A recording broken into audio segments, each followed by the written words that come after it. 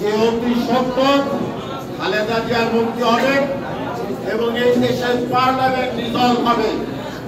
যতক্ষণ পর্যন্ত parliament resolve না হয় ততক্ষণ পর্যন্ত পার্লামেন্টের সদস্যরা হচ্ছে সরকার।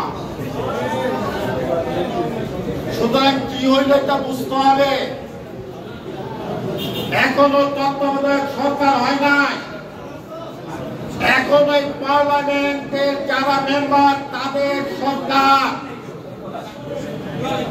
সুতরাং আমাদেরকে এই জন্য ধৈর্য ধরতে হবে।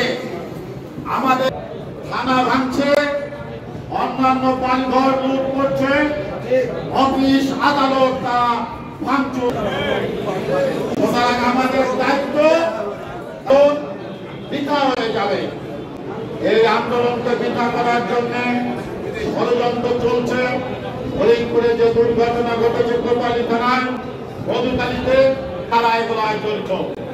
আপনাদেরকে এর জন্য সজাগ থাকতে হবে এবং পাড়ায় সেই সেই ইউনিয়নে আমাদের বন্ধুরা অবিচারের বিচার অবশ্যই আমরা করবো। সেখানে যে গুণাবৃত্তি করবে তার আনসারকে সহযোগিতা করবে, বিডিআরকে সহযোগিতা করবে। এখানে যারা ভুল বুঝা